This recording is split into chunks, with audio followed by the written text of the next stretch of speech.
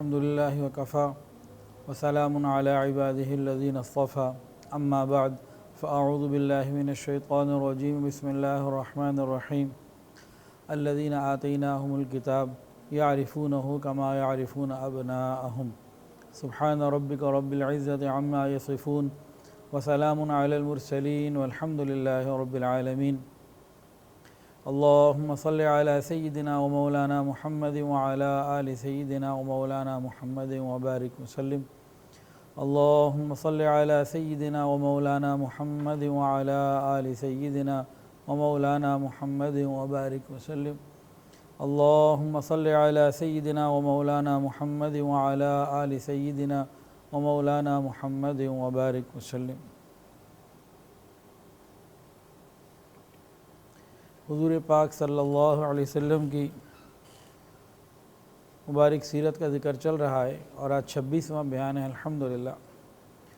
گزشتہ 25 بیانات میں نبی علیہ السلام کی پیدائش سے پہلے کے حالات اور واقعات، سیرت کی اہمیت اور ضرورت، پھر آپ کی پیدائش، اس کے بعد آپ کا بچپن، آپ کا لڑکپن، پھر آپ کی جوانی، آپ کی شادی، آپ کا خاندان، اس کے بعد غار حرا میں پہلی وحی کا نزول، اس کے بعد پہلے چھپ کر دعوت ایمان دینا، پھر علی الاعلان دعوت ایمان دینا، اس کے بعد کفار کا مسلسل ظلم کرنا، صحابہ کو، نبی علیہ السلام کو تکالیف پہنچانا، پھر معراج کا واقعہ، طائف کا واقعہ، ابو طالب اور بی بی خدیجہ رضی اللہ عنہ کی وفات، اس کے بعد نبی علیہ السلام کا مختلف قبائل کی طرف متوجہ ہونا حج کے موقع پہ، اور اہل مدینہ کا 3 سال تینوں مسلسل ہر سال حج پر آ کے نبی علیہ السلام سے خفیہ طور سے ملاقات اور بیعت عقبہ کا سلسلہ کا شروع ہونا۔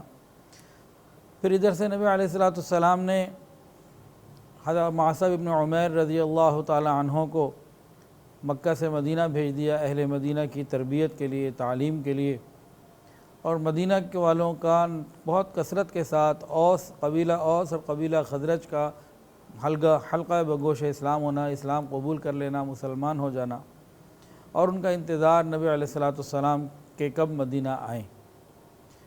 بالآخر 13 سال کی مشقت بھری زندگی اٹھا کے پوری کرنے کے بعد نبی کریم صلی اللہ علیہ وسلم نے صحابہ کو ہجرت کا حکم دیا، پھر آپ بھی حضرت ابوبکر صدیق رضی اللہ تعالیٰ عنہ کے ساتھ ہجرت کر کے مکہ مکرمہ پہنچے۔ یہ جو سمری آپ کو خلاصہ بیان کیا گیا، یہ سارا کچھ 25 بیانات میں موجود ہے۔ اللہ کرے کہ اس کو ہمیں پڑھنے کی، سننے کی، سمجھنے کی توفیق عطا ہو۔ یہ یوٹیوب کے اوپر، فیس بک کے اوپر اور واٹس ایپ کے اوپر سارے کلپس کی صورت میں بھی موجود ہے۔ تو نبی علیہ السلام کی زندگی کو جاننا ہمارے لیے بہت ضروری ہے۔ ہمارے لیے ہمارا اپنا جاننا اتنا ضروری نہیں جتنا ہمیں رسول اللہ صلی اللہ علیہ وسلم کا جاننا ضروری ہے۔ تو اس کے بعد نبی علیہ السلام مدینہ پہنچ گئے۔ مدینہ پہنچنے کے بعد ابھی عرب کے حالات کیا ہیں؟ اس وقت دنیا کے حالات پہ اگر غور کیا جائے، یہ ریاست مدینہ کی بنیاد پڑ رہی ہے۔ نبی علیہ السلام جیسے ہی مدینہ آئے ہیں تو ریاست مدینہ کی بنیاد ڈل رہی ہے۔ اس وقت دنیا کے حالات کیا ہیں کہ 2 سپر پاورز ہیں، قیصر اور کسریٰ۔ تقریباً ساری دنیا اس وقت کی جو تھی معلوم ان کے قبضے میں تھی اور ان کا اختیار تھا، اور جو ان کے اختیار میں نہیں بھی تھا تو وہ لوگ ان سے ڈرتے تھے، اور ان کا رعب اور ان کی ایک، جیسے کہ آج بھی کوئی سپر پاور ہو تو اس کا ایک رعب ہوتا ہے، اس کی ایک دھاک ہوتی ہے، تو لوگوں کے دلوں میں تھی۔ حجاز کی زمین، یہ عرب کا حصہ، اس کے اوپر کیا حالات تھے؟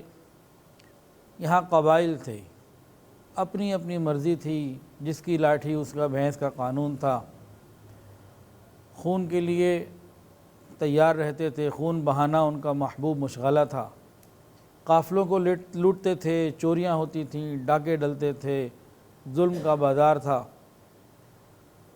اور ہر قبیلہ اپنے اپنے قبیلے کے نام کے اوپر، عصبیت کے اوپر اور غیرت کے اوپر دوسروں کو مار دینا اپنے لیے فخر سمجھتا تھا۔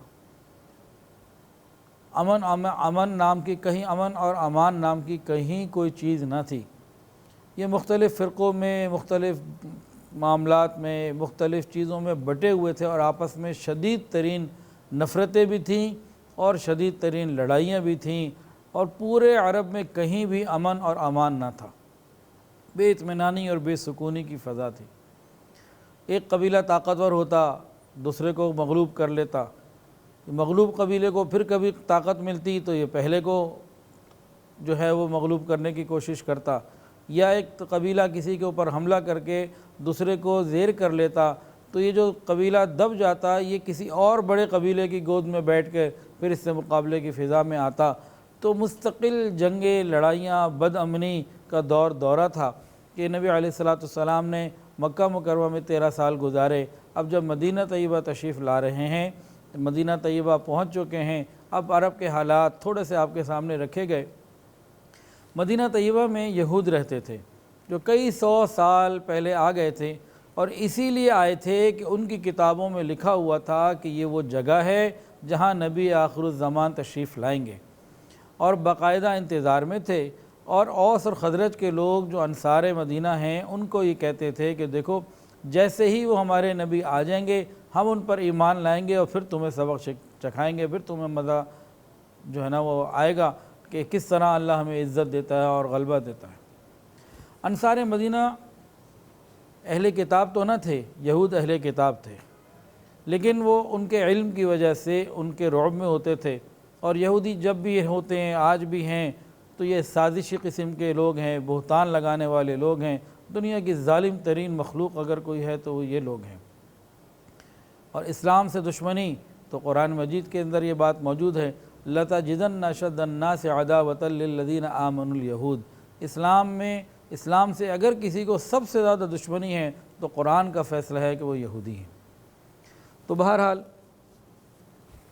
اوس اور خزرج والوں کو کہتے تھے کہ آخری نبی آئیں گے اور پھر ہم تمہیں مزہ چکھائیں گے، ہم ان پر ایمان لائیں گے، اس کے بعد دنیا کے اوپر غلبہ ہمارا ہوگا۔ یہ اوس اور خزرج والے حج کے موقع پہ نبی علیہ السلام کو ملے، نبی علیہ السلام نے جو فرمایا کہ میں ہی آخری نبی ہوں، تو آپس میں کہنے لگے دیکھو دیکھو جلدی سے کلمہ پڑھ لو، جلدی سے ایمان لے آؤ، ایسا نہ ہو کہ یہود ان پہ پہلے ایمان لے آئیں اور ہم رہ جائیں تو یہ فضیلت ہم ہی کیوں حاصل نہ کریں۔ گویا کہ اوس اور خزرج جو کہ یہودی نہیں تھے لیکن وہ جانتے تھے کہ یہودیوں کی تبلیغ اور ان کی بات چیت ان کے علم میں تھی، اور وہ کہتے تھے کہ آخری نبی آنے والے ہیں، تو گویا آخری نبی کے منتظر وہ سینکڑوں سالوں سے تھے۔ اب آخری نبی آ گئے، جیسے ہی رسول اللہ صلی اللہ علیہ وسلم مدینہ طیبہ پہنچے تو بہت سارے یہودیوں نے آپ کا انکار کیا اور بہت ساروں نے ایمان بھی قبول کیا، تو دونوں طرح کے لوگ تھے۔ قرآن مجید میں اللہ تعالیٰ فرماتے ہیں الذین آتیناہم الکتاب یعرفونہ کما یعرفون ابناءہم۔ اہل کتاب گویا کہ یہودیوں کے لیے فرمایا گیا کہ یہ تمہیں ایسے پہچانتے ہیں جیسے کوئی اپنے بیٹوں کو پہچانتا ہے۔ یعرفونہ کما یعرفون ابناءہم، یہ یہود و نصارہ، یہ یہودی بالخصوص تمہیں ایسے پہچانتے ہیں جیسے کہ کوئی اپنے بیٹوں کو پہچانتا۔ یہاں ایک بات اور غور کیجئے، بیٹوں کو پہچاننے کے بارے میں جو قرآن نے بتایا تو ماں باپ کی پہچان کے بارے میں کیوں نہ بتایا؟ اولاد ماں باپ کو بھی تو پہچانتی ہے نا، ماں باپ اولاد کو پہچانتی ہے اور اولاد ماں باپ کو پہچانتی ہے، تو یہ کیوں نہ کہا کہ جیسے تم اپنے ماں باپ کو پہچانتے ہو؟ یہ کیوں کہا کہ جیسے تم اپنے بیٹوں کو پہچانتے ہو؟ اس کا کوئی جواب دے سکتا ہے؟ جو بھی جواب دے گا 500 روپے انعام، آدھا منٹ ہے جی سب کے پاس۔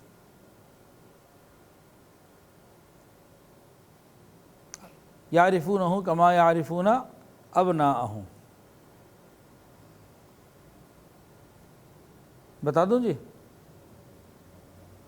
دیکھیں اولاد ماں باپ کو پہچانتی ہے، ماں باپ اولاد کو پہچانتے ہیں، دونوں ایک دوسرے کو پہچانتے ہیں، لیکن جب اولاد پیدا نہیں ہوئی تھی، اولاد کے پیدا ہونے سے پہلے کے جو ماں باپ کے حالات اور واقعات ہیں وہ تو جو ماں باپ بتائیں یا کوئی اور بتائے وہی اولاد کو پتہ لگ سکتے ہیں، اس کے علاوہ تو نہیں پتہ لگ سکتے۔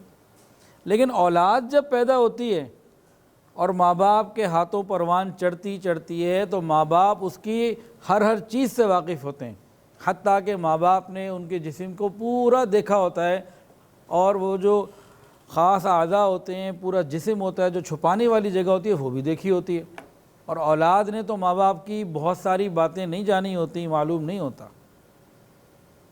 تو یہ بات ٹھیک ہے کہ دونوں ایک دوسرے کو خوب پہچانتے ہیں، لیکن جتنا ماں باپ اولاد کو پہچانتی ہے، باپ اولاد کو پہچان لیتا ہے، بیٹا باپ کو اتنا نہیں پہچان سکتا۔ تو یہ حکمت سے بتائی، یعرفونہ کما یعرفون ابناءہم۔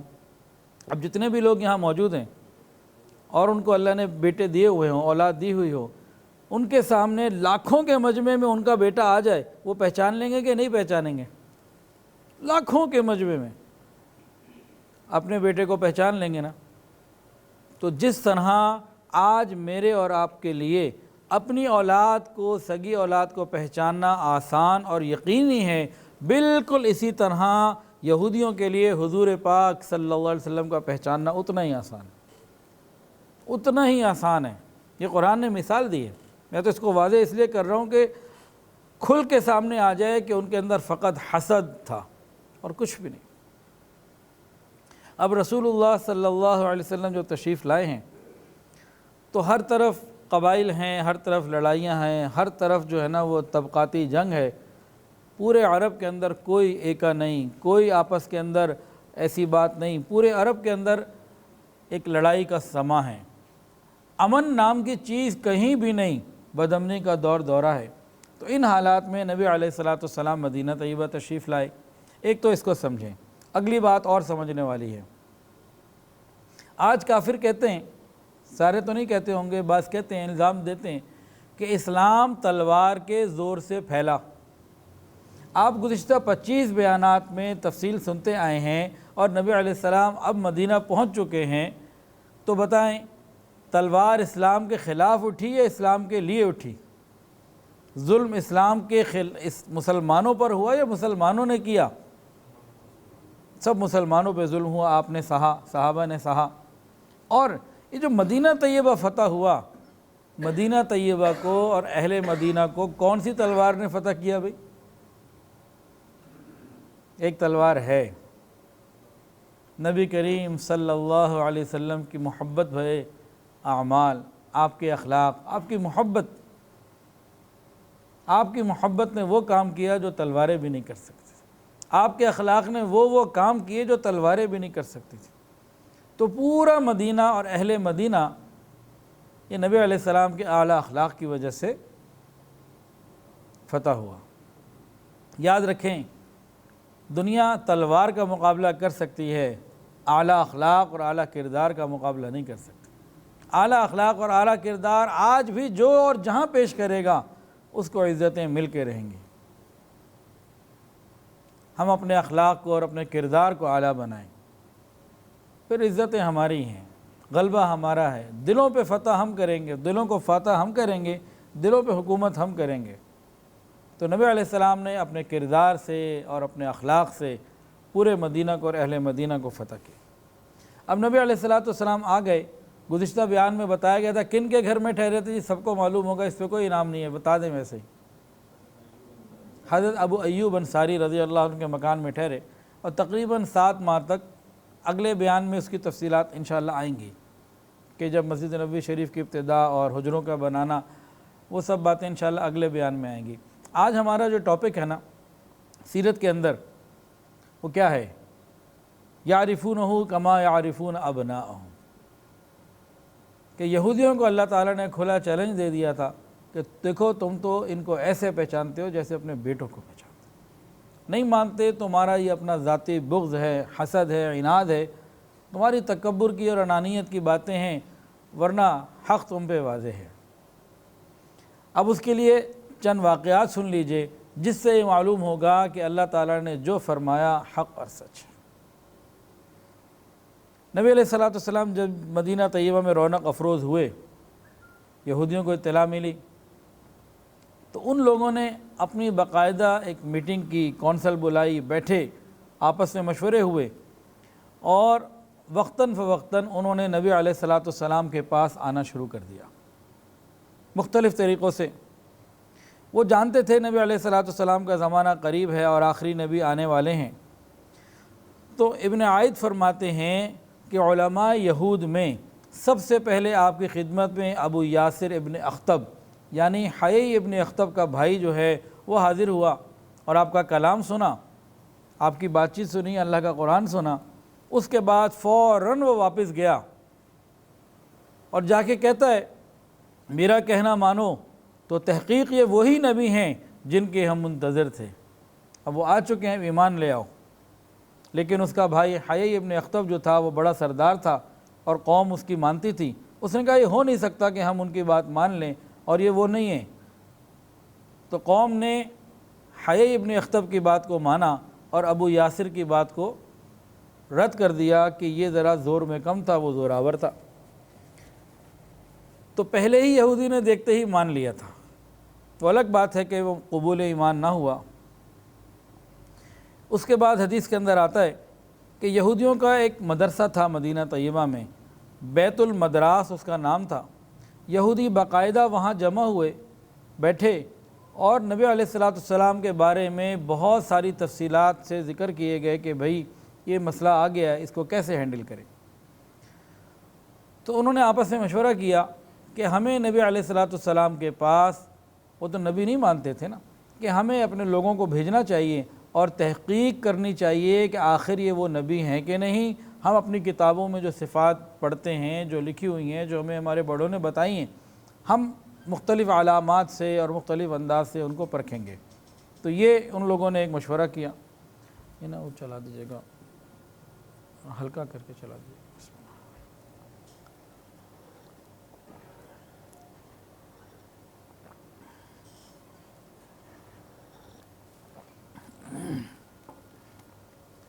جہاں تک تو اللہ بتاتے ہیں یعرفونہ کما یعرفون ابناءہم، اگر ان کے اندر حق کو قبول کرنے کی کوئی استعداد ہوتی تو بغیر علامت پوچھے پہچان چکے تھے اور ان کو چاہیے تھا کہ کلمہ پڑھ لیتے۔ لیکن بہرحال انہوں نے اپنی اس فطرت کو بھی پورا کیا، لیکن بعض اس کو قبول کر گئے بعد میں اور بعض میں نہ قبول، بعض لوگوں نے، بعض یہودیوں نے قبول نہ کیا۔ بہقی میں ایک روایت ہے کہ ایک یہودی عالم جناب رسول اللہ صلی اللہ علیہ وسلم کی خدمت میں ایسے وقت میں حاضر ہوا کہ آپ صلی اللہ علیہ وسلم سورہ یوسف کی تلاوت فرما رہے تھے۔ وہ سنتا رہا، اس کے بعد بہت حیران ہو کے کہنے لگا تعجب کے ساتھ کہ آپ کو یہ سورت کس نے سکھائی ہے، یہ کہاں سے آپ نے سیکھا؟ نبی علیہ السلام نے فرمایا اللہ رب العزت نے مجھے سکھائی ہے، وہاں سے یہ نازل ہوا۔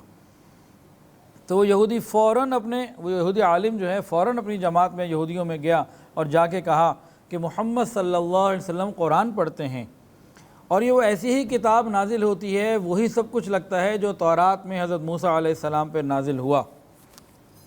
تو وہ چند یہودیوں کو لے کر آئے اور نبی علیہ الصلاۃ والسلام کی خدمت میں آئے اور سب نے نبی علیہ الصلاۃ والسلام کو دیکھتے ہی پہچان لیا کہ وہی نبی ہیں جن کی آمد کی خبر تورات اور انجیل میں دی گئی، اور آپ کے دونوں شانوں کے درمیان مہر نبوت کو بھی دیکھا اور سورہ یوسف کو بھی سنا، قرآن کو بھی سنا اور توجہ کے ساتھ سنا۔ سننے کے بعد حیران رہ گئے اور یہ جو وفد آیا تھا سارے کا سارا یہودیوں کا مسلمان ہو گیا، ان کے مقدر میں ایمان تھا۔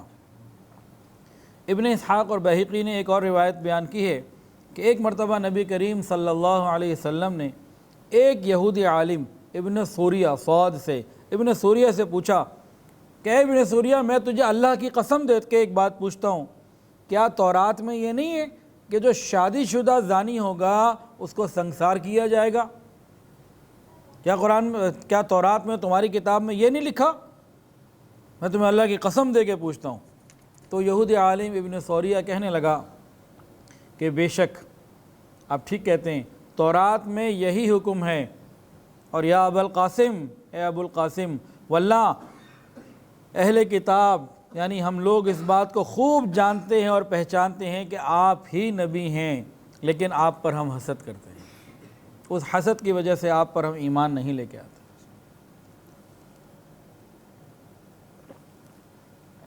اور غور کیجئے، ایک علاقہ تھا جرامقہ، ایک قوم تھی جرامقہ. تو اس قوم کا ایک شخص جرمقانی وہ نبی علیہ السلام کے پاس آیا. کس طریقے سے آیا کہ پہلے صحابہ سے ملا، کہنے لگا کہ بھئی میں نے سنا ہے کہ تمہارے اندر کوئی نبی ہیں جو اپنے اندر یہ دعویٰ رکھتے ہیں کہ وہ نبی ہیں، تو ذرا میری ان سے ملاقات تو کراؤ، میں ان سے سوال پوچھتا ہوں، اور میں چونکہ عالم ہوں، سمجھنے والا ہوں، میرے سوال کے جواب سے مجھے معلوم ہو جائے گا کہ وہ نبی ہیں یا غیر نبی. اتنے میں نبی علیہ الصلوۃ والسلام قریب آ گئے. اس جرمقانی نے پوچھا جو وحی آپ کے اوپر نازل ہوتی ہے ذرا مجھے پڑھ کر سنائیے. حضور پاک صلی اللہ علیہ وسلم نے اس جرمقانی کو قرآن مجید پڑھ کے سنایا. سنتے ہی کہنے لگا اللہ کی قسم یہ وہی کلام ہے، اسی طرح کا کلام ہے جو موسیٰ علیہ السلام پہ نازل ہوا. اس طرح بہت سارے یہودی مسلمان بھی ہوئے لیکن اکثر تعداد نہ ہو سکی. یہودیوں کے ایک بہت بڑے عالم تھے عبداللہ ابن سلام رضی اللہ تعالیٰ عنہ. یہودیوں کے بہت بڑے سردار تھے، بہت بڑے عالم تھے، عالم کے بیٹے تھے. ان کو جب نبی علیہ الصلوۃ والسلام کی آمد کی خبر ملی نا تو ایک کھجور کے درخت پہ چڑھے ہوئے کھجور کا کام کر رہے تھے، کھجور توڑ رہے ہوں گے، کھا رہے ہوں گے. اچھا عجیب بات، عبداللہ ابن سلام رضی اللہ تعالیٰ عنہ یہودیوں کے بہت بڑے عالم، جب ان کو نبی علیہ السلام کی پہلی خبر ملی آمد کی تو یہ کھجور کے درخت پہ چڑھے ہوئے تھے. اور ادھر حضرت سلمان فارسی رضی اللہ تعالیٰ عنہ انہیں بھی جب پہلی خبر ملی کہ نبی علیہ السلام مدینہ آ گئے ہیں تو وہ بھی کھجور کے درخت پہ چڑھے ہوئے تھے. اچھا خیر، عبداللہ ابن سلام فرماتے ہیں کہ میں نبی علیہ السلام کے انتظار میں تھا، آپ کی نشانیوں کو اور آپ کی باتوں کو میں جانتا تھا، اور مجھے اندازہ تھا کہ زمانہ قریب آ چکا ہے، کیونکہ عالم تھے یہودیوں کے، کتاب پڑھی ہوئی تھی، انجیل اور تورات وغیرہ جانتے تھے. کہتے ہیں کہ ایک مرتبہ میں ایک کھجور کے درخت کے اوپر چڑھا ہوا تھا، وہاں مجھے خبر ملی، درخت پہ میں چڑھا مجھے خبر ملی آپ کے بارے میں، تو میں نے وہیں سے خوشی میں اللہ اکبر کا نعرہ لگایا، خوشی سے. تو ان کی جو پھوپھی تھیں خالدہ بنت حارث، انہوں نے کہا اگر تو موسیٰ علیہ السلام کے آنے کی خبر سنتا تو اس سے زیادہ خوش نہ ہوتا، یعنی ایسی خوشی تو موسیٰ علیہ السلام کے آنے کے بارے میں، خبر کے بارے میں ہونی چاہیے تھی جتنی تجھے خوشی ہو رہی ہے. تو عبداللہ ابن سلام نے کہا کہ خدا کی قسم یہ بھی موسیٰ کے بھائی ہیں، وہی دین دے کے بھیجے گئے ہیں جو موسیٰ علیہ السلام دے کر بھیجے گئے تھے. تو کہتے ہیں میری پھوپھی نے مجھ سے پوچھا اے بھتیجے کیا یہ وہی نبی ہیں جن کی خبریں ہم سنتے آئے ہیں اور وہ قیامت کے سانس کے ساتھ مبعوث ہوں گے؟ تو میں نے کہا میری پھوپھی یہ وہی نبی ہیں. کہتے ہیں کہ نبی علیہ السلام کی خدمت میں حاضر ہوا، گھر سے نکلا، آپ کی خدمت میں حاضر ہوا اور اسلام لے آیا، اور واپس آ کے اپنے گھر والوں کو خبر دی، اور میرے سارا گھرانہ مسلمان ہو گیا. اسلام کے سانس سے کیا مراد ہے؟ قیامت کے سانس سے کیا مراد ہے؟ قیامت کے سانس سے مراد یہ ہے کہ قرب قیامت میں جو علامات قیامت بڑی بڑی آئیں گی، جس کے فوراً بعد قیامت آ جائے گی، کیونکہ اب نبی علیہ السلام اور قیامت کے درمیان کوئی نبی نہیں آنے لگے، تو قیامت کے سانس سے یہ مراد ہے. عبداللہ ابن سلام رضی اللہ تعالیٰ عنہ اپنے ایمان لانے کا واقعہ بتاتے ہیں، بہت ہی خوبصورت ہے. فرماتے ہیں کہ میں خوشی اور شوق کے ساتھ نبی علیہ السلام کی خدمت میں حاضر ہوا، جیسے ہی چہرے انور پر نظر پڑی تو میں نے کہا یہ چہرہ کسی جھوٹے کا نہیں ہو سکتا، یہ چہرہ کسی کذاب کا نہیں ہو سکتا. یہاں ایک بات اور، ایک اللہ والے تھے، ان کے بارے میں کسی نے کہا کہ جو ان کو دیکھتا تھا تو پھر ان کا ہو جایا کرتا تھا. تو وہاں ایک شخص بیٹھا ہوا تھا، اس کو اللہ والوں سے اتنی نسبت نہیں تھی. کہا یہ تم کیا بات کر رہے ہو؟ یہ صرف تو حضور پاک صلی اللہ علیہ وسلم کے اندر بھی نہ تھی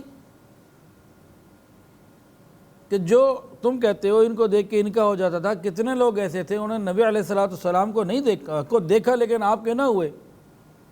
مثال کے طور پر اس نے کہا ابو جہل کتنی مرتبہ اس نے نبی علیہ السلام کو دیکھا اور وہ تو آپ کا نہ ہوا.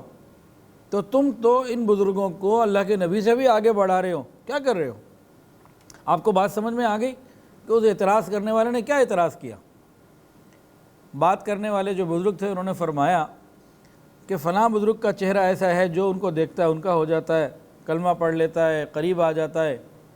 تو اعتراض کرنے والے کو اعتراض ہوا کہ نہیں، یہ بات تو بہت زیادہ مبالغے میں چلے گئے، یہ صرف تو نبی علیہ السلام کی بھی نہیں تھی، کافروں نے آپ کو کتنوں نے دیکھا، ابو جہل نے دیکھا، وہ تو نہیں کلمہ پڑھ۔ اب وہ اللہ والے ہوتے ہیں۔ انہوں نے اس کو فرمایا کہ دیکھ، ابو جہل نے کبھی محمد الرسول اللہ کو دیکھا ہی نہیں۔ کہا یہ کیا بات کر رہے ہیں، یہ تو اور زیادہ آپ نے الٹی بات کر دی، اس کو کون مانے گا کہ ابو جہل نے حضور کو نہیں دیکھا؟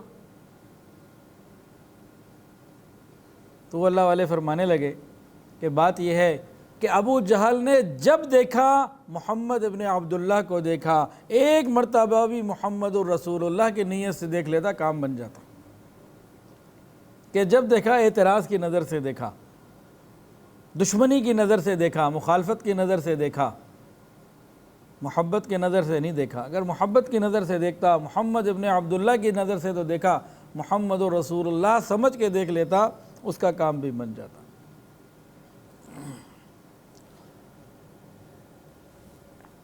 اللہ والوں کے چہرے ایسے ہی ہوتے ہیں کہ دیکھ کے دل میں محبت اور حلاوت پیدا ہوتی ہے۔ اور یہ چہرے جو ہوتے ہیں نا، اللہ والوں کے چہرے، یہی ان کے اللہ والوں کے اللہ والا ہونے کی نشانی ہوا کرتی ہے۔ حدیث کے اندر آتا ہے، اللہ والے کون ہیں؟ فرمایا جن کے چہروں کو دیکھ کے اللہ یاد آ جائے۔ تو جس چہرے کو دیکھ کے اللہ یاد آ جائے پھر وہ اللہ والا ہی ہے نا، یہ تو حدیث میں نشانی بتائی گئی۔ تو حضرت عبداللہ ابن سلام رضی اللہ تعالی عنہ نے پہلی نظر میں دیکھا اور فرمایا کہ یہ چہرہ کسی جھوٹے کا نہیں ہو سکتا۔ اس کے بعد فرماتے ہیں کہ میں نے نبی علیہ السلام سے جو سب سے پہلے بات سنی، آپ لوگوں کو خطاب کر کے فرما رہے تھے، لوگ بڑے موجود تھے، آپ نے فرمایا یا ایھا الناس، اے لوگو، آدمیوں کو کھانا کھلایا کرو، آپس میں سلام عام کرو، سلام کیا کرو، اور صلہ رحمی یعنی رشتہ داری نبھایا کرو، اور رات کو تہجد کی نماز پڑھا کرو جب لوگ سو رہے ہوں، خدا سے غافل ہو کے سو رہے ہوں، تو تم جنت میں سلامتی کے ساتھ داخل ہو جاؤ گے۔ اب یہاں پہ ذرا پھر اور سمجھنے سمجھانے والی باتیں ہو جائیں۔ یہ چار صفات ایسی ہیں کہ جس کے اندر بھی یہ آ گئیں وہ سلامتی کے ساتھ جنت میں داخل ہو جائے گا، گارنٹی نبی علیہ السلام کی یہ مبارک حدیث، آپ کا مبارک فرمان۔ چار کام ہم کر لیں، سلامتی کے ساتھ جنت میں داخل ہو جائیں۔ پہلا کام، لوگوں کو کھانا کھلایا کریں۔ ہمارا کام کیا ہے؟ مہمان آ جائے تو فوراً ہی کہتے ہیں بھئی دسترخوان سمیٹو، لوگوں کو کھانا کھلائیں، ایک کام۔ آپس میں سلام کو عام کریں، ہر ایک دوسرے کو سلام کرے، بار بار کرے۔ تیسرا کام، صلہ رحمی کرنا، رشتہ داریاں جوڑنا۔ یہ کام آج ہم سے نہیں ہوتا۔ رشتہ داری جوڑنے کا طریقہ کیا ہے؟ ہم کہتے ہیں جو ہم سے اچھا ہم اس کے ساتھ اچھے، جو ہمارے ساتھ برا ہم اس کے ساتھ برے۔ یہ ہم اپنے اعلیٰ اخلاق کی دلیل دے رہے ہوتے ہیں۔ یہ تو جانوروں والا معاملہ ہے نا، بقرعید پہ جانور لے آئیں، جو ان کے ساتھ اچھا وہ ان کے ساتھ اچھے، جو ان کے ساتھ برا ان کو سینگ مارتے ہیں۔ یہ تو جانوروں کی باتیں۔ ہم اس پہ اعلیٰ اخلاق کے اپنے وہ فضائل بتا رہے ہوتے ہیں، جناب ہم تو دوستوں کے دوست ہیں، یاروں کے یار ہیں۔ رشتہ داری نبھانے کا سادہ سا فارمولہ نبی علیہ السلام نے بتا دیا، سل من قطعک، جو تم سے توڑے تم جوڑو، واعف عمن ظلمک، وہ تم پر ظلم کرے تم معاف کر دو، واحسن الی من اساء الیک، وہ تمہارے ساتھ برا کرے تم اچھا کرو، رشتہ داری جڑ جائے گی۔ 3 کام ہو گئے۔ اور چوتھی بات، رات کو تہجد کی نماز۔ یہ 4 کام کر لو، سلامتی سے جنت میں داخل ہو جاؤ۔ تو بھئی رشتہ داریوں کو جوڑنے میں اگر ہماری انا مٹتی ہو تو مٹائیں، کوئی بات نہیں، سر جھکتا ہو تو جھکائیں، جنت میں داخل تو ہو جائیں۔ ایک تو یہ اس میں بات ہو گئی۔ دوسری بات کیا ہے؟ دیکھیں حضور صلی اللہ علیہ وسلم کا یہ کتنا اہم موقع ہے کہ آپ ابھی مدینہ تشریف لائے ہیں اور اہل مدینہ کے بڑے بڑے لوگ آپ کی طرف متوجہ ہو رہے ہیں، آپ کی طرف آ رہے ہیں، اور آپ نے اس میں کیا پیغام دیا؟ محبت کا پیغام، امن کا پیغام، نرمی کا پیغام، خدمت خلق کا پیغام، آپ کا یہ پیغام تھا۔ اور اسی میں ایک نقطہ اور بھی سمجھ لیجئے، نبی علیہ الصلاۃ والسلام نے پیچھے مکہ والوں کی برائیاں نہیں کی، انہوں نے میرے ساتھ یہ کیا، میرے ساتھ یہ کیا، میرے ساتھ یہ کیا، اور اب میں یہ کر دوں گا، اب میں وہ کر دوں گا، ایسی کوئی بات نہیں۔ اس سے کیا ساحل، میں اسے کیا رزلٹ لینا چاہ رہا ہوں، جنہوں نے ترقی کرنی ہوتی ہے، آگے بڑھنا ہوتا ہے، وہ ایسی چھوٹی چھوٹی باتوں کے اوپر اپنی سواری کو کھڑا نہیں کیا کرتے، منزل آگے بڑھاتے رہتے ہیں۔ چھوٹی چھوٹی نکمی باتوں کے اوپر جو ہے نا لڑائیاں اور فساد اور رکاوٹیں، وہ ان باتوں کی طرف توجہ ہی نہیں کرتے، آگے بڑھتے ہیں، اپنی منزل کی طرف دیکھتے ہیں۔ جو آدمی بھی اپنی زندگی میں اپنے ٹارگٹ اور مقصد پہ نظر رکھے گا اور آگے بڑھتا رہے گا اور ادھر ادھر کی باتوں کو نظر انداز کرے گا، آگے بڑھتا رہے گا، اور جو ادھر ادھر کی باتوں کو لے کے ہی بیٹھا رہے گا، ہر وقت وہی تذکرے، انہی کا ذکر، تو اپنی صلاحیتیں وہ ادھر لگا دے گا، آگے نہیں بڑھ پائے گا۔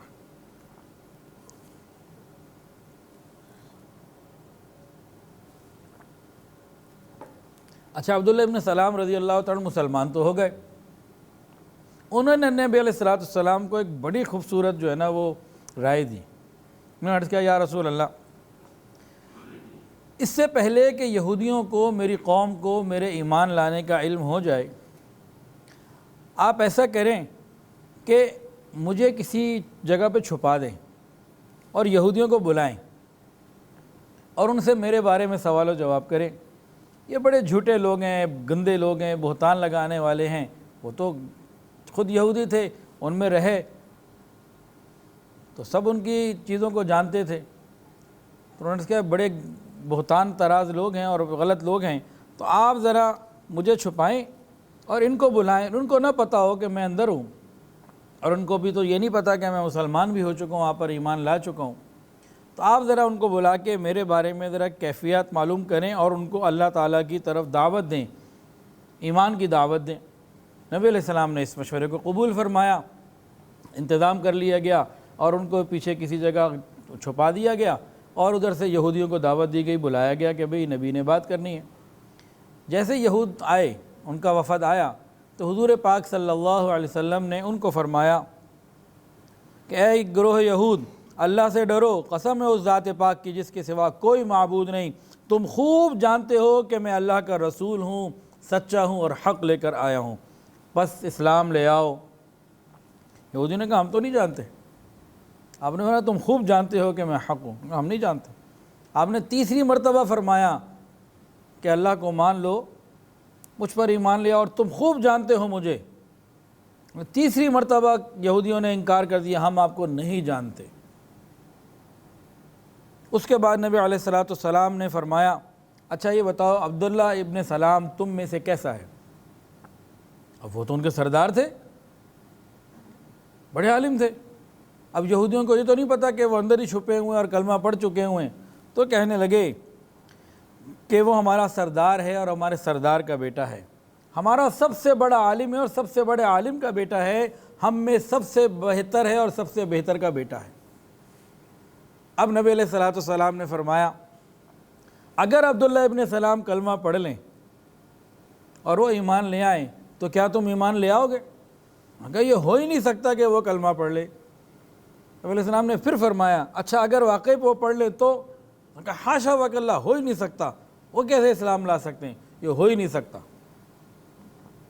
اتنے میں حضرت عبداللہ السلام رضی اللہ عنہ اندر تھے، وہ باہر آ گئے، اور آتے ہوئے ان کی زبان پہ کلمہ تھا، اشہد ان لا الہ الا اللہ واشہد ان محمد رسول اللہ، اشہد ان لا الہ الا اللہ واشہد ان محمد رسول اللہ، یہ کلمات ان کی زبان پہ تھے۔ اور آتے ہی اپنی قوم کے لوگوں کو کہا کہ اے گروہ یہود، خدا سے ڈرو، تم خوب جانتے ہو کہ یہ اللہ کے نبی اور رسول ہیں اور برحق ہیں اور حق لے کر آئے ہیں۔ جیسے ہی یہ یہودیوں نے بات سنی اور عبداللہ ابن سلام کو دیکھا تو کہنے لگے یہ تو جھوٹا ہے اور جھوٹے کا بیٹا ہے، سب سے زیادہ برا ہے اور سب سے زیادہ برے کا بیٹا ہے، ایسے پلٹ گئے۔ تو یہاں سے آپ کو ظاہر ہوگا کہ یہودی کس نیچر کے لوگ ہیں۔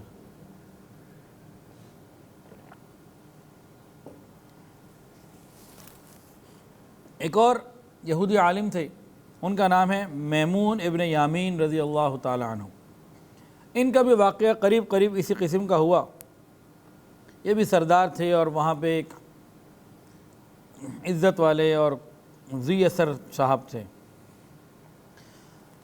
یہ بھی نبی علیہ السلام کے پاس آئے، دیکھتے ہی دل دے بیٹھے اور مشرف و اسلام ہو گئے، کلمہ پڑھ لیا۔ اور میمون ابن یامین نے نبی علیہ السلام سے عرض کی، یا رسول اللہ، آپ یہودیوں کو بلائیے اور میرے بارے میں ان سے کچھ بات چیت پوچھیے اور ان سے کوئی اس قسم کی بات کیجئے کہ بھئی وہ آپ کے اور ان کے درمیان مجھے حکم بنانا چاہتے ہیں، میری رائے کو مانتے ہیں، مجھے ہر جگہ وہ حکم بناتے ہیں، بڑی عزت دیتے ہیں، میرا ایک مقام ہے وہاں پہ، ابھی ان کو معلوم نہیں میرے کلمہ پڑھنے کا، تو آپ ذرا ان کو بلائیے اور دین کی دعوت دیجئے۔ اور ان کو بھی کسی جگہ پہ پیچھے چھپا دیا گیا۔ ادھر سے یہودیوں کو پھر بلایا، اللہ کے محبوب نے پھر انہیں ایمان کی دعوت دی، توحید کی دعوت دی اور ان سے گفتگو کی۔ اور گفتگو کے درمیان نبی علیہ السلام نے فرمایا، اچھا ایسا کرو کہ تم میرے اور اپنے درمیان کوئی حکم بنا لو، بتاؤ کس کو بنانا ہے؟ تم میرے اور اپنے درمیان کوئی حکم بنا لو جو فیصلہ کر دے، جس کے فیصلے کو تم بھی مانو میں بھی مانوں، تو بتاؤ کس کو حکم بنایا جائے؟ تو تمام یہودیوں نے کہا ہم میمون ابن یامین کو حکم بنانے پہ راضی ہیں، وہ جو فیصلہ کر دے ہمیں منظور۔ یہ یہودیوں نے وعدہ کر لیا۔ نبی علیہ السلام نے آواز دی، میمون باہر آ جاؤ۔ وہ باہر آئے اور باہر آتے ہوئے وہی کلمہ پڑھ رہے تھے، اشہد ان لا الہ الا اللہ واشہد ان محمد رسول اللہ، کلمہ پڑھتے ہوئے آئے اور آ کر انہوں نے بھی یہودیوں کو کہا، لیکن یہودیوں نے بات کو نہ مانا۔ جو کہہ رہے تھے کہ آپ ان کو حکم بنا لیں ہم مان لیں گے، وہ اسی طرح واپس چلے گئے، انکار کر گئے، نہیں مانا۔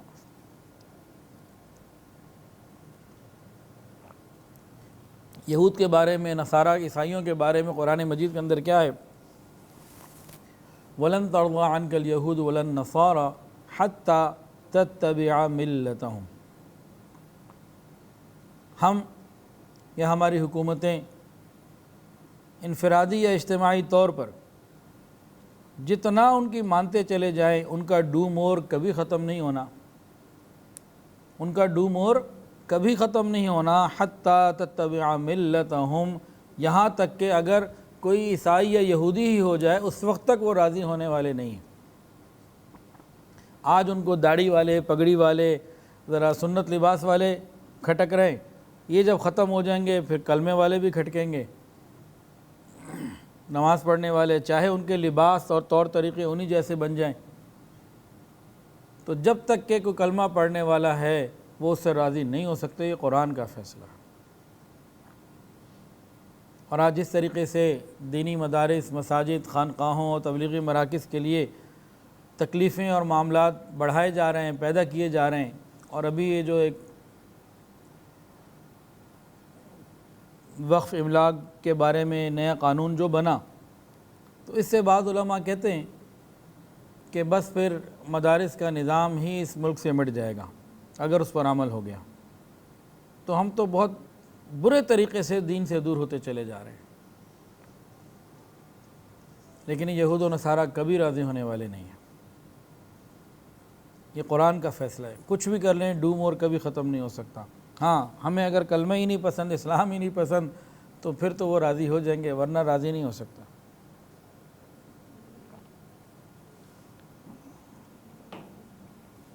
تو بہرحال نبی علیہ السلام جب مدینہ آئے تو کچھ یہودی مسلمان ہوئے اور کچھ نہ ہوئے۔ یہودیوں کے مسلمان ہونے میں ایک واقعہ اور سن لیجئے، اس کے بعد حضرت سلمان فارسی رضی اللہ عنہ کے ایمان کا واقعہ، وہ بھی بڑا ایمان افروز ہے، وہ سنایا جاتا ہے۔ یہودیوں میں ایک بہت بڑے عالم تھے اور بہت بڑے ان کے سردار تھے، مالدار تھے، ان کا نام تھا زید ابن ثانہ رضی اللہ تعالیٰ عنہ، یہ مسلمان ہو گئے تھے۔ زید ابن ثانہ کہتے ہیں کہ جب میں نے نبی علیہ السلام کو پہلی دفعہ مدینہ میں دیکھا، فوری طور پر میں نے وہ تمام علامات پہچان لیں جو آپ کے اندر موجود تھیں اور ہماری کتابوں میں لکھی ہوئی تھی، سوائے دو کے۔ وہ دو معاملات کیا تھے، دو علامات کیا تھیں؟ ایک تو یہ ہماری کتابوں میں لکھا تھا کہ آپ کا حلم، آپ کی برداشت، آپ کا حلم آپ کے غصے سے آگے چلا جاتا ہے، یعنی غصہ نیچے رہ جاتا ہے اور حلم جو ہے یہ حاوی ہو جاتا ہے ایک. اور دوسری بات کہ جتنا آپ کے ساتھ کوئی جہالت کا برتاؤ کرے گا اتنا آپ کا حلم بڑھتا چلا جائے گا. پہلی بات کیا کہ آپ کا غصہ نیچے رہ جائے گا اور آپ کا حلم برداشت آگے ہوگی. اور دوسری بات اگر کوئی جاہل آدمی آپ کے ساتھ جہالت کرتا رہے اور بڑھتا رہے آپ کا حلم اتنا بڑھتا چلا جائے گا. اب یہ دو باتیں جو تھی نا یہ چہرے کو دیکھ کے نہیں پہچان سکتا بندہ. اس کے لیے تو پھر کیا ہے راہ پہ جانے یا واہ پہ جانے. کوئی معاملہ ہو تو پتہ لگے نا. اب وہ اس کے انتظار میں تھے کہ کوئی معاملہ ہو. کہتے ہیں کہ ایک مرتبہ نبی علیہ السلام اپنے حجروں سے تشریف لائے. حضرت علی المرتضیٰ رضی اللہ تعالی عنہ آپ کے ساتھ تھے. اتنے میں کسی گاؤں کے کسی علاقے سے فلاں قبیلے سے کوئی شخص آیا سواری پہ اور نبی علیہ السلام کی خدمت میں حاضر ہو کے اس نے عرض کیا یا رسول اللہ فلاں بستی میں قحط ہے خشک سالی ہے لوگ بڑی تکلیف میں ہیں. میں نے ان کو یہ کہا ہے اگر تم اسلام لے آؤ گے تو تمہیں خوب مال ملے گا. اور وہ لوگ اسلام لانے کے لیے تیار ہیں اور اسلام لا چکے ہیں. انہوں نے اسلام قبول کر لیا. میں نے ان کو کہا کہ تم کلمہ پڑھ لو گے اسلام لے آؤ گے تمہیں خوب مال ملے گا. تو یا رسول اللہ وہ کلمہ تو پڑھ چکے ہیں ابھی میں آپ کی خدمت میں حاضر ہوا ہوں کہ جس طرح وہ رزق ملنے کی امید پر اسلام میں داخل ہوئے ہیں کہیں وہ رزق نہ ملنے کی وجہ سے واپس نہ نکل جائیں تو آپ مجھے کچھ مال دیں کہ میں وہاں ان کا خیال کروں. نبی علیہ السلام نے حضرت علی کو دیکھا بھئی اب تو مال اس وقت کچھ بھی نہیں ہے سب خالی ہے. زید ابن ثانہ کہتے ہیں کہ میں نے اس موقع کو غنیمت سمجھا آگے بڑھا. میں نے کہا آپ مجھ سے 80 مثقال سونا لے لیجئے اور اتنی کھجوریں اس باغ کی اتنی مدت کے بعد مجھے دے دیں. اتنی کھجوریں فلاں باغ کی اتنے عرصے کے بعد مجھے دے دیں. نبی علیہ السلام نے فرمایا اے یہودی بات سنو ڈیل ہو جائے گی لیکن فلاں باغ یہ بات نہیں ہوگی. تم 80 مثقال سونا دے دو اور اتنی مدت کے بعد تمہیں اتنی کھجوریں دے دی جائیں گی اس بات پہ ڈیل ہو سکتی. زید ابن ثانہ کہتے ہیں کہ میں نے ڈیل کر لی اور وہ 80 مثقال رسول اللہ صلی اللہ علیہ وسلم کی خدمت میں پیش کر دیے. ایک بڑی بھاری مقدار تھی سونے کی اور نبی علیہ السلام نے وہ سارے کا سارا اس آنے والے کو دیا. کہا وہاں جا کے ان لوگوں میں تقسیم کرو ان کی تالیف قلوب کے لیے. وہ اپنا مال لے کے چلے گئے. زید ابن ثانہ کہتے ہیں کہ مجھے تو وہ چیک کرنا تھا نا کہ ان کا حلم برداشت دوسرے کو معاف کرنا عفو درگزر یہ ان کے غصے سے زیادہ آگے ہے. اور جب کوئی جاہل ان کے ساتھ جہالت کا معاملہ کرتا جائے آپ کا حلم بڑھتا چلا جاتا ہے. کہتے ہیں کہ میں جو ٹائم طے تھا نا مثال 10 تاریخ تھی یا 15 تاریخ تھی اس سے 2-3 دن پہلے میں آیا اور آ کے میں نے نبی علیہ السلام کے کپڑے کو پکڑا اور بڑے تیز اور خراب لہجے میں اے محمد اے عبد المطلب کے بیٹے تم کیسے لوگ ہو تمہارے خاندان والے بھی یہی کرتے ہیں کہ جس کا حق دینا ہوتا ہے حق ٹائم پہ نہیں دیتے ہو ٹال مٹول سے کام لیتے ہو. دیکھیں کیسی بات کی. ابھی تو وقت پورا ہونے میں کچھ باقی تھا 2-3 دن باقی تھے اور صرف نبی علیہ السلام تک رکھا نہیں باپ دادا تک چلے گئے خاندان کو بیچ میں لے آئے. تمہارے خاندان کا طریقہ یہی ہے تم لوگ ایسے ہی کرتے ہو. کہتے ہیں کہ میں نے نبی علیہ السلام میں نے تو چیک کرنا تھا. میں نے جب نبی علیہ السلام سے یہ مس بیہیو کیا پھر میں نے سب کی طرف دیکھا آقا کے چہرے کی طرف بھی دیکھا. نبی علیہ السلام کے چہرے پہ سکون بھی تھا مسکراہٹ بھی تھی اطمینان بھی تھا. اور دیکھتے دیکھتے میری نظر پڑی حضرت عمر فاروق رضی اللہ عنہ کے چہرے پہ. میں نے دیکھا ان کے چہرے پہ تو غصہ تھا اور انہوں نے مجھے کہا اے دشمن خدا کہ تم نبی علیہ السلام سے ایسی بات کرتے ہو ایسا سلوک کرتے ہو.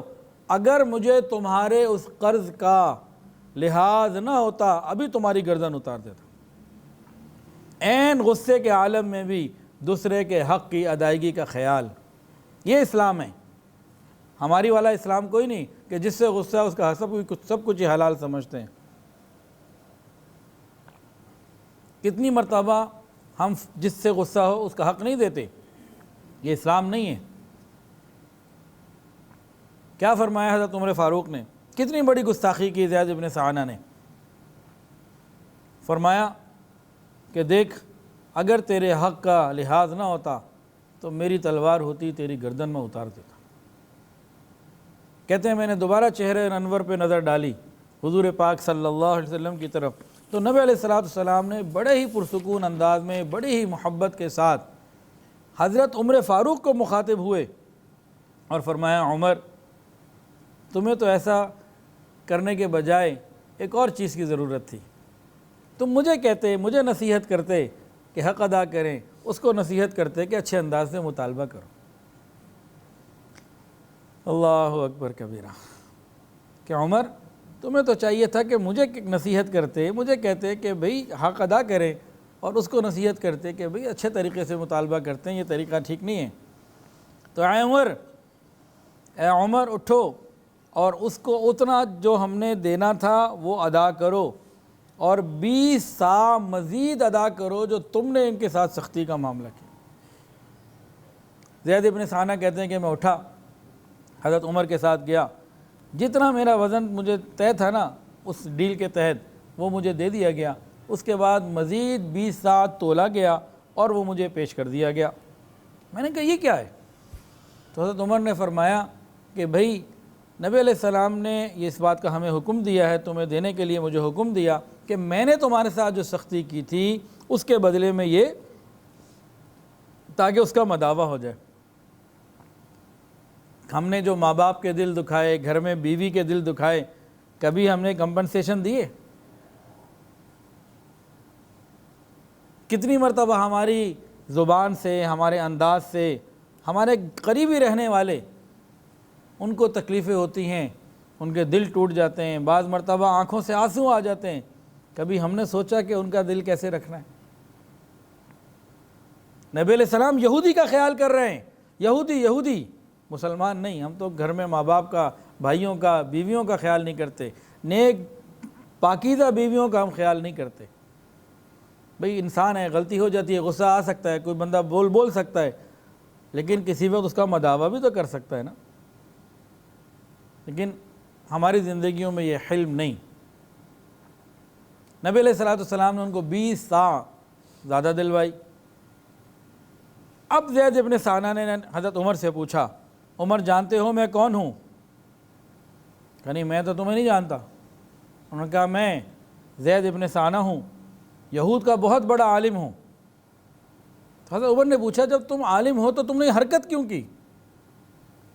تو کہا کہ میں نے نبی علیہ السلام کو پہلی ہی زیارت میں علامات سے پہچان لیا تھا کہ یہ نبی ہیں، لیکن 2 صفات جو مجھے کتابوں میں ملی تھیں، تورات انجیل وغیرہ میں، تو وہ تو پھر معاملے کے بعد ہی پتہ لگنی تھی نا۔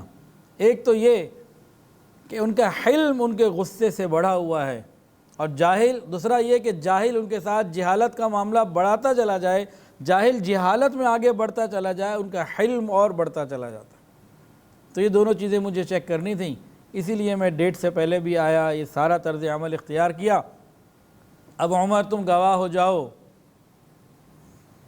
میں راضی ہوں اللہ کے رب ہونے پر، میں راضی ہوں اسلام کے دین ہونے پر، اور میں راضی ہوں محمد کے نبی ہونے پر۔ رضیت باللہ ربا وبالاسلام دینا وبمحمد صلی اللہ علیہ وسلم نبی و رسول۔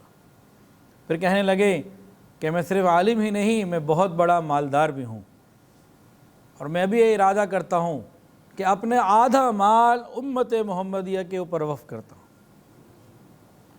کلمہ پڑھا اور مسلمان ہوں۔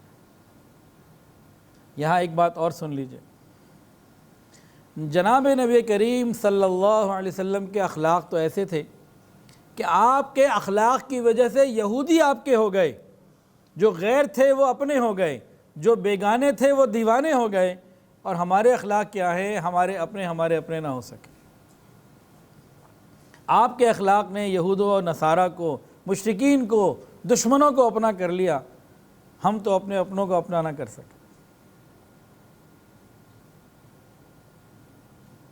تو یہود علماء میں کچھ آئے، مسلمان ہو گئے، اور ہمیشہ کے لیے جنت کے حقدار بن گئے، اور انہیں 2 اجر ملے۔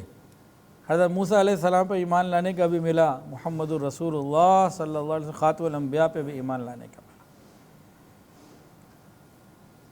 تو یہودیوں کے بارے میں بہت ساری چیزیں تو واضح ہو گئی ہوں گی۔ اب آتے ہیں حضرت سلمان رضی اللہ تعالیٰ عنہ کی طرف۔ یہ آج کی اس مجلس کا 26ویں مجلس کا آخری واقعہ ہے لمبا۔ حضرت سلمان فارسی رضی اللہ تعالی عنہ کو تقریباً سبھی جانتے ہیں، بہت مشہور اور معروف صحابی ہیں۔ ان کی شہرت کی ایک خاص وجہ غزوہ خندق کے موقع پہ خندق کا مشورہ دینا ہے۔ اس نسبت سے بہت سارے لوگ ان کو جانتے ہیں، ہم بھی جانتے ہیں کہ نہیں جانتے ہیں نا، لیکن ان کی کچھ اور باتیں بھی ہیں اور کوئی تفصیلی واقعہ بھی ہے، وہ بھی سن لیجئے تو اور زیادہ محبت ان سے بڑھ جائے گی۔ سلمان الخیر کے نام سے جو ہیں یہ مشہور ہیں۔ حافظ ابن قیم رحمۃ اللہ علیہ حضرت سلمان کے بارے میں کیا خوبصورت فرمان لکھتے ہیں سلمان نام اگر پوچھو تو ان کا نام عبداللہ ہے۔ سلمان فارسی کی نسبت پوچھو تو ان کی نسبت ہے ابن الاسلام، یعنی اسلام کا بیٹا۔ سلمان فارسی کی دولت اور سرمایہ پوچھو تو فقر ان کی دولت اور سرمایہ ہے۔ ان کی دکان پوچھو تو ان کی دکان مسجد ہے۔ ان کی کمائی پوچھو تو ان کی کمائی صبر ہے۔ ان کا لباس پوچھو تو ان کا لباس تقوی ہے۔ تکیہ ان کی بیداری ہے، یعنی رات کا جاگنا یہ ان کا آرام ہے۔ اور ان کا سرمایہ افتخار منا ہے۔ نبی علیہ السلام نے ایک مرتبہ ان کو فرمایا تھا سلمان منا اہل البیت، کہ سلمان تو میرے اہل بیت میں سے ہے۔ کہاں فارس سے آئے اور نبی علیہ السلام نے فرمایا تو میرے اہل بیت میں سے ہے۔ اور آگے لکھتے ہیں حافظ ابن قیم رحمۃ اللہ علیہ، اگر ان کا قصد اور ارادہ پوچھو تو یریدون وجہہ، کہ ہر حال میں اللہ ہی کی رضا چاہتے ہیں۔ اور اگر یہ پوچھتے ہو کہ جا کہاں ہے، منزل کہاں ہے، تو جنت ان کا راستہ ہے۔ اور اگر یہ پوچھتے ہو کہ اس سفر میں ان کا ہادی کون ہے، راہبر کون ہے، تو خوب جان لو وہ امام المتقین سید الاولین والآخرین خاتم الانبیاء والمرسلین محمد رسول اللہ صلی اللہ علیہ وسلم ہے۔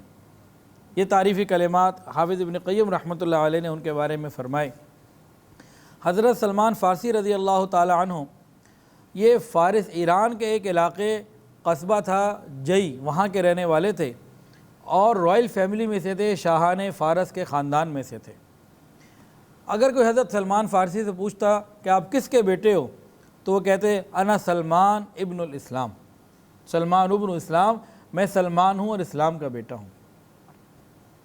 تو روحانی طور پر اب کہتے کہ بھئی میرا تو باپ بس اب اسلام ہی ہے۔ تو کتنا خوبصورت بیٹا ہوا اور کتنا خوبصورت باپ ہوا۔ حضرت سلمان فارسی رضی اللہ عنہ کی عمر بہت زیادہ تھی، بعض کتابوں میں ہے 350 سال اور بعض میں اس سے بھی زیادہ، لیکن جتنی بھی روایات ہیں 250 سال سے کم کی کوئی بھی نہیں ہے۔ 250 سال کے اوپر تو سارے ہی متفق ہیں، اتنی بڑی عمر انہوں نے پائی۔ اور انہوں نے اپنا اسلام لانے کا واقعہ نبی علیہ السلام کو بھی سنایا اور حضرت عبداللہ ابن عباس کو بھی سنایا۔ حضرت عبداللہ ابن عباس فرماتے ہیں رضی اللہ تعالیٰ عنہما کہ مجھ سے حضرت سلمان فارسی رضی اللہ تعالیٰ عنہ نے اپنے اسلام لانے کا واقعہ اپنی زبان میں یوں سنایا۔ فرمایا کہ میں ملک فارس میں قریہ جئی کا رہنے والا تھا اور میرا والد شہر کا نا چودھری وڈیرا اور بڑا آدمی تھا، اور میری بڑی حفاظت کرتا، جیسی کواری بچیوں کی حفاظت کی جاتی تھی اس طرح وہ مجھ سے محبت کرتا، میری حفاظت کرتا، مجھے گھر سے نہ نکلنے دیتا۔ اور اس نے گھر کے اندر ایک آتش کدہ بنایا ہوا تھا، اور مذہباً یہ لوگ مجوسی تھے، آگ کو پوجنے والے، اور میری ڈیوٹی یہ تھی کہ کسی وقت بھی گھر میں جو آتش کدہ ہے یہ بجھنا نہیں چاہیے، آگ نہیں بجھنی چاہیے، خدا نہ بجھ جائے۔ تو مخلوق کی ڈیوٹی لگی ہوئی اپنے خدا کو کھڑا رکھو، تو یہ ان کی ڈیوٹی ہوتی تھی۔ کہتے ہیں کہ میرا باپ مجھے دور نہیں جانے دیتا تھا۔ ایک دن کوئی کنسٹرکشن کا کام تھا تو باپ کو وہاں مصروفیت تھی اور کھیت کی دیکھ بھال، رقبے کی دیکھ بھال کے لیے مجھے بھیجا، اور ساتھ تاکید کی ذرا ٹائم پہ آنا، خیال کرنا، دور نہ جانا، اور مجھے اس طریقے سے کر کے بھیج دیا کہ جلدی آنا۔ میں نکلا تو راستے میں گرجا مجھے نظر آیا، اور جب میں اندر گیا تو مجھے عیسائی لوگ نظر آئے جو خاص طریقے سے کوئی نماز عبادت کر رہے تھے۔ مجھے بڑا اچھا لگا اور دل میں آیا کہ یہ مذہب ہمارے مذہب سے بہتر ہے۔ پھر میں نے ان سے بات چیت کی، پوچھا تو انہوں نے کچھ تفصیلات بتائیں۔ پھر میں نے کہا بھئی تمہارے اس دین کی اصل کہاں ہے؟ انہوں نے کہا ملک شام میں۔ یہاں نہیں، ایران میں تو فارسی ہے، وہاں شام جانا پڑے گا۔ کہتے ہیں کہ میں بات چیت میں تھا، ان سے ملاقات میں مجھے بہت مزہ آیا، اچھا لگا، اتنے میں سورج غروب ہو گیا، کافی ٹائم گزر گیا۔ اب میرے باپ نے نہ قاصد دوڑائے، لوگ دوڑائے تلاش کے لیے، بہرحال مجھے وہ انہوں نے لے لیا اور میں اپنے باپ کے پاس پہنچا۔ پوچھا دیر کیوں لگائی؟ کہا اس طرح میں گرجے میں گیا تھا اور وہاں جا کے مجھے وہ تو بڑا اچھا لگا، اور ان کا مذہب تو ہمارے مذہب سے وہ اچھا ہے۔ تو باپ کو غصہ آیا، کہنے کہ خبردار، ہرگز نہیں، ہمارا مذہب ان کے مذہب سے زیادہ اچھا ہے۔ تو کہتے ہیں کہ میں نے تو کہا نہیں، خدا کی قسم عیسائیت اس مجوسیت سے بہتر ہے۔ تو باپ نے میرے پاؤں میں بیڑیاں ڈال دیں اور مجھے گھر میں ہی قید کر دیا۔ جیسے کہ فرعون نے کہا تھا نا، لَإِنِ اتَّخَذْتَ إِلَٰهًا غَيْرِي لَأَجْعَلَنَّكَ مِنَ الْمَسْجُونِينَ، کہ اگر تم نے میرے سوا کسی کو معبود بنایا تو تمہیں قید کر دوں گا، قیدیوں میں سے کر دوں گا۔ تو میں اپنے گھر میں قید ہو گیا۔ پھر میں نے کسی خاص طریقے سے، پوشیدہ طریقے سے ان عیسائیوں کو پیغام بھجوایا کہ دیکھو بھئی، جب کوئی ملک شام سے قافلہ آ رہا ہو اور واپس جا رہا ہو، مجھے اطلاع کرنا، میں یہاں سے شام جانا چاہتا ہوں۔ قدرتاً کچھ دنوں کے بعد، کچھ عرصے کے بعد ایک قافلہ آیا، تجارتی قافلہ تھا، اب شام واپس جا رہا تھا۔ ان عیسائیوں نے ان کو اطلاع کروا دی اور انہوں نے کسی بھی طریقے سے بیڑیاں کھول کے نکل کے اس قافلے میں گئے اور سیدھا جا کے ملک شام پہنچ گئے۔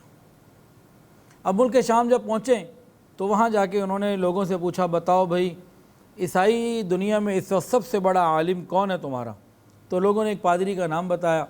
میں اس پادری کے پاس پہنچا، میں نے کہا میں بڑی مشکلوں سے اپنا گھر بار چھوڑ کر آیا ہوں، مجھے تمہارا دین اور مذہب اچھا لگا، اب میں چاہتا ہوں کہ میں آپ کی خدمت کروں، آپ کے ساتھ رہوں، عبادت کروں، دین سیکھوں، آپ سے علم سیکھوں، تو آپ مہربانی کر کے مجھے خدمت کے لیے قبول کر لیجئے۔ اس نے کہا ٹھیک ہے، آ جاؤ۔ کہتے ہیں کہ میں اس کے ساتھ رہنے لگا، لیکن چند ہی دنوں کے اندر مجھے معلوم ہو گیا کہ یہ بندہ جو ہے نا، یہ بندہ ٹھیک نہیں، لوگوں سے خیرات، ڈونیشن، چیزیں جمع کرتا ہے، غریبوں کو دینے کے بجائے اپنے بعد دولت کے انبار لگا رہا ہے، اور 7 مٹکے اس نے سونے کے جمع کر لیے۔ خیر میں ساتھ رہتا تھا، میں کیا کر سکتا تھا، اس کی عزت تھی، نام تھی، شہرت تھی۔ خیر اس کا انتقال ہو گیا۔ جب انتقال ہوا تو لوگ آئے بڑے عزت کے ساتھ، احترام کے ساتھ کہ اس کی تجہیز و تکفین کر کے دفن کریں۔ تو جب لوگ آئے تو میں نے کہا یہ تو بڑا خراب آدمی تھا، پھر تو دکھایا کہ اتنا مال جمع کیا، تم لوگ جو دیتے تو جمع کرتا تھا، آگے کسی کو نہیں دیتا تھا۔ تو لوگوں کو بڑا غصہ، اچھا ایسا بے غیرت آدمی تھا؟ تو اس مردہ کو انہوں نے سولی پہ لٹکا دیا اور دفن نہیں کیا، اور پھر ایک اور عالم کو اس کی جگہ پہ تعینات کر دیا کہ بھئی اب آپ اس خانقاہ کو، جو بھی ان کی وہ گرجا کلیسا جو بھی کیا، اس کا ذمہ دار بنا دیا۔ کہتے ہیں میں ان کے ساتھ رہنے لگا۔ کہتے ہیں کہ یہ والا بندہ واقعی خوف خدا والا، عبادت والا اور دنیا سے بالکل زاہد آدمی تھا، دنیا کی کوئی اس کو فکر نہیں تھی۔ تو میں نے اس سے بڑی محبت کی اور اس نے مجھے بہت کچھ دین سکھایا، میں اس کی خدمت میں رہا اور زندگی اسی کے ساتھ گزارتا رہا، مستقل میں اس کی خیال اس کے ساتھ خدمت کرتا رہا، اور مجھے اس سے اتنی محبت ہو گئی جو مجھے کسی سے بھی نہ تھی۔ کہتے ہیں کہ ایک وقت آیا کہ اس کی بھی موت کا وقت آ گیا۔ جب اس کا آخری وقت آیا تو میں نے کہا بھئی مجھے بتائیے اب آپ کے بعد میں کدھر جاؤں، مجھے تو ابھی اس دین کی بڑی چیزیں سیکھنی ہیں۔ انہوں نے کہا اچھا ایسا ہے کہ اب ملک شام میں تو نہیں، موصل چلے جاؤ، اس شہر میں تو کوئی نہیں ہے، موصل چلے جاؤ، وہاں ایک عالم ہے، ان کے پاس چلے جانا اور ان کی خدمت کرو۔ کہتے ہیں کہ میں وہاں سے نکلا، موصل آ گیا۔ اب موصل والے کے پاس رہنے لگا، اتنے میں موصل والے کی بھی موت کا وقت آ گیا۔ اس سے آخر وقت میں پوچھا بھئی اب کدھر جاؤں؟ انہوں نے کہا بھئی نصیبین چلے جاؤ، وہاں ایک عالم رہتے ہیں عیسائی، ادھر چلے جاؤ۔ کہتے ہیں کہ پھر میں نصیبین چلا گیا، اب ان کے ساتھ رہنے لگا۔ ادھر اس کی بھی، ان کی تو 250-300 سال عمر، باقیوں کی تو اتنی نہ تھی۔ اب ان کی بھی موت کا وقت آ گیا تو میں پھر بڑا پریشان ہوں۔ میں نے کہا بھئی اب کدھر جاؤں؟ انہوں نے کہا بھئی عاموریہ شہر چلے جاؤ، وہاں ایک عالم ہے، ادھر جا کے رہو۔ کہتے ہیں میں ان کے پاس چلا گیا، ان کے ساتھ زندگی گزارنے لگا۔ عاموریہ والے کی بھی موت کا وقت آ گیا، میں نے کہا بھئی اب میں کدھر جاؤں؟ تو انہوں نے فلاں کئی جگہ مجھے پھر ایک کے بعد ایک جاتے رہے، میں آگے سے آگے ٹرانسفر ہوتا رہا۔ پھر آخری ایک عالم جب اس کا آخری وقت آ گیا جس کے پاس میں تھا، میں نے کہا بھئی اب مجھے بتاؤ، تم بھی دنیا سے جا رہے ہو، اتنوں کو پہلے سارے چلے گئے، اب میں کدھر جاؤں؟ تو اس عالم نے کہا کہ دیکھو بھئی، میری نظر میں اس وقت کوئی زمین کے اوپر ایسا صحیح توحید والا عالم عیسائی موجود نہیں جو تمہیں صحیح بات پہ لگائے۔ اب بہرحال آخری نبی کا زمانہ بڑا قریب آ گیا ہے، اور نشانیاں بتائیں، مدینہ کی نشانیاں بتائیں کہ ہجرت کی جگہ ہوگی، وہاں رہیں گے، اور نبی علیہ السلام کی بھی 3 نشانیاں بتائیں۔ ایک یہ بتائی کہ وہ ہدیہ قبول نہیں کریں گے، ایک یہ بتائی کہ صدقہ قبول نہیں کریں گے، دوسری یہ کہ ہدیہ قبول کر لیں گے، اور تیسری کہ دونوں کندھوں کے درمیان مہر نبوت ہے۔ کہتے ہیں کہ مجھے بڑا شوق ہوا کہ اچھا اب آخری نبی آنے والے ہیں، میں پھر ادھر چلتا ہوں، دیکھتا ہوں۔ اور اس عیسائی نے مجھے یہ کہا کہ جب تم اس جگہ کو دیکھو گے جگہ بھی پہچان لو گے، جب تم ان کو دیکھو گے ان کو بھی پہچان لو گے۔ بہت ساری نشانیاں بتا دیں اور یہ چل پڑے۔ یہ کہتے ہیں کہ میرے پاس جو ہے نا کچھ جانور، گائیں اور بکریاں جمع ہو گئی تھیں، تو مجھے انتظار تھا کہ کسی طرح میں عرب پہنچوں، تو مجھے قافلہ مل گیا۔ میں نے کہا بھئی دیکھو مجھے جانا ہے عرب، تو میرا سارا مال تم لے لو۔ شریف آدمی ایسے ہی کرتا ہے نا کہ میرا سارا مال لے لو، مجھے وہاں پہنچا دو۔ وہ تو مال کے دلدادے ہی نہیں تھے، وہ تو اللہ کا قرب چاہتے تھے نا۔ تو قافلے والوں نے وعدہ کیا اور وہ ساری بکریاں اور گائیں سب لے لیں کہ ٹھیک ہے تمہیں عرب پہنچا دیں گے۔ اب یہ راستے میں تھے تو قافلے والوں نے ان کے ساتھ ظلم کیا، اور یہ آزاد تھے، ان کو ایک یہودی کے ہاتھ فروخت کر دیا غلام بنا کے۔ یہ غلام ہیں، پیسے لے لیے، ان کا مال ویسے الگ لے لیا، اور ان کو بھی سیل کر کے ان کے پیسے بھی کھا گئے۔ کہتے ہیں میں غلام بن گیا۔ وہ یہودی مجھے کسی جگہ لے گیا، نخلستان سا تھا، تو ایک دم دیکھتے ہی مجھے لگا اچھا میں صحیح جگہ پہنچ گیا ہوں، لیکن دل کے اندر کھٹک تھی کہ نہیں کوئی مسئلہ ہے۔ کہتے ہیں پھر مجھے اس یہودی نے آگے کہیں کسی یہودی کے پاس بھیجا۔ بخاری شریف کی روایت ہے، کہتے ہیں 10 سے زیادہ مرتبہ بکا میں، ایک سے دوسرا، دوسرے سے تیسرا کرتے کرتے بالآخر آخری جو میرا مالک تھا نا وہ مدینہ کا تھا، اور میں مدینہ پہنچ گیا۔ تو میرا آقا جو سردار تھا مدینہ کا تھا۔ جب میں وہاں پہنچا تو مجھے یہ تسلی ہو گئی۔ کہتے ہیں سنیں، فرماتے ہیں کہ جب میں مدینہ پہنچا تو خدا کی قسم مدینہ کو دیکھتے ہی پہچان لیا، اور یقین ہو گیا کہ وہی شہر ہے جو مجھے بتایا گیا تھا۔ کہتے ہیں کہ میں بکتا بکاتا یہاں پہنچ تو گیا، لیکن ایک تسلی تھی کہ صحیح جگہ پہنچ گیا۔ آگے فرماتے ہیں کہ نبی علیہ السلام مکہ میں مبعوث ہوئے، آپ نے ایک اعلان نبوت کیا۔ میں تو غلام تھا اور ایک 4 دیواری کے اندر اپنی خدمت میں آقا کی لگا رہتا تھا، تو باہر کی دنیا سے میرا اتنا تعلق نہیں تھا، مجھے پتہ ہی نہ چلا اور 13 سال گزر گئے۔ پھر فرماتے ہیں کہ ایک دن میں کھجور پہ چڑھا ہوا تھا درخت کے اوپر، تو اچانک میرے آقا کا چچا زاد بھائی وہ آیا۔ کہتے ہیں کہ میں کھجور کے اوپر چڑھا ہوا تھا درخت کے اوپر، اور مالک میرا نیچے بیٹھا ہوا تھا۔ تو میرے مالک کے چچا زاد بھائی نے آ کے کہا اللہ انصار مدینہ کا بیڑا غرق کرے، تباہ کرے، وہ کوئی نبی آیا اس کو کے گرد جمع ہو گئے اور اس کی ماننے لگے۔ کہتے ہیں جیسے ہی میں نے یہ بات سنی تو میں تو درخت پہ چڑھا ہوا تھا، بڑی مشکل سے اپنے آپ کو سنبھالا، ورنہ تو میں اپنے آقا پہ گر جانا تھا، اور میری کیفیت ایسی ہو گئی، مجھ کو لرزہ اور کپ کپ کی طاری ہو گئی، اور مجھے یہ غالب گمان ہو گیا کہ اب میں گرتا ہوں تو آقا پہ گرتا ہوں۔ کہتے ہیں چھلانگ لگا کے نیچے آ گیا، اور میری کیفیت ایسی تھی کہ میرا آقا بھی اور اس کا چچا زاد بھائی بھی اس دیوانگی کی کیفیت کو، وجد کی کیفیت کو دیکھ کر بڑے حیران ہوئے کہ کیا ہو گیا اس کو، ابھی تو ٹھیک تھا۔ کہتے ہیں اسی کیفیت کے اندر میں اپنے آقا کے کزن کے پاس آیا، میں نے کہا کیا خبر سنائی، ذرا دوبارہ سناؤ۔ میرے آقا نے جب یہ بات سنی نا تو فوراً میرے پاس آ کے زوردار تماچا مجھے جھاپڑ رسید کیا، تیرا کیا کام ہے، جا کے اپنا کام کر، تیرا کیا تعلق ہے، کیا ہو رہا ہے، جا اپنا کام کر۔ کہتے ہیں وہ تماچا کھا کے پھر میں سائٹ پہ ہو گیا اور اپنے کام میں لگ گیا۔ رات جب ہوئی، شام جب ہوئی تو میں اپنے کاموں سے فارغ ہوا، پھر خاموشی سے جو ہے نا چھپ کے پھر میں نکلا۔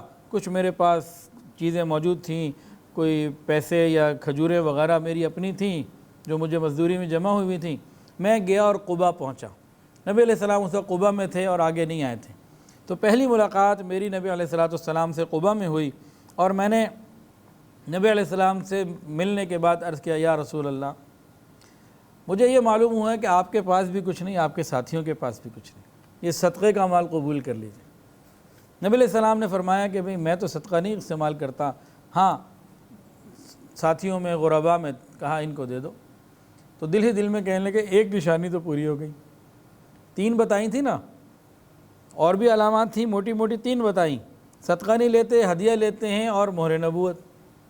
کہتے ہیں میں واپس آ گیا، اب پھر محنت مزدوری کرتا رہا، پھر کچھ دنوں کے بعد میرے پاس کچھ سامان جمع ہوا۔ اب نبی علیہ السلام مدینہ آ چکے تھے، قباء سے آگے مسجد نبی شریف کے پاس آ چکے تھے۔ پھر میں دوبارہ کچھ جب تھوڑا سا مال جمع ہوا پھر حاضر ہوا، میں نے کہا یا رسول اللہ آپ جو ہے نا وہ صدقہ تو قبول نہیں کرتے، ابھی میں آپ کے لیے ہدیہ لے کر آیا ہوں۔ نبی علیہ السلام خوش ہوئے، فرمایا کہ ہاں ہدیہ تو ہم قبول کرتے ہیں۔ پھر نبی علیہ السلام نے خود بھی اس کو استعمال کیا، کھایا اور ساتھیوں کو بھی کھلایا۔ کہنے لگے بھئی 2 نشانیاں پوری ہو گئی۔ ان کا دل اور جو ہے نا وہ شوق میں بڑھتا رہا۔ کہتے ہیں کہ چند دنوں کے بعد اب میں اس موقع کی تلاش میں تھا کہ کسی طرح جو ہے نا پیچھے وہ مہر نبوت کو دیکھوں۔ اب یہ اتنا آسان کام تو نہیں تھا کہ کسی ذی وقار اور ہیبت والے شخص سے کہا جائے جناب ذرا اپنی کمر سے کپڑا ہٹائیے، میں نے آپ کی کمر کو دیکھنا ہے، تو یہ تو بڑا کام تھا۔ کہتے ہیں کبھی کوئی موقع میں دیکھتا، کبھی کوئی موقع دیکھتا۔ ایک موقع پہ نبی علیہ السلام نماز جنازہ کے بعد کسی مجلس میں تھے، تو میں پیچھے آگے بیٹھ گیا، سلام تو آگے سے کیا لیکن پیچھے آگے بیٹھ گیا۔ میرے دل میں یہ تھا کہ کسی طریقے سے جو ہے نا میں مہر نبوت کو دیکھوں، لیکن اتنی ہمت اور مجال نہیں پاتا تھا کہ میں کہوں ذرا زیارت کروا دیں۔ لیکن نبی علیہ السلام آپ کے اس طرز عمل سے حضرت سلمان فارسی کے اس پیچھے آنے سے سمجھ گئے کہ بھئی یہ چاہتا کیا ہے۔ نبی علیہ السلام نے اپنے پشت مبارک سے جو چادر کو کپڑے کو ہٹایا، کہتے ہیں کہ میں نے جیسے ہی اس کو دیکھا میں آگے بڑھا اور اٹھ کر مہر نبوت کو بوسہ دیا، سبحان اللہ، اور رو پڑا۔ مہر نبوت کو بوسہ دیا تو رو پڑا۔ پھر میں نے کہا یا رسول اللہ اب آپ مجھے کلمہ پڑھا دیجئے۔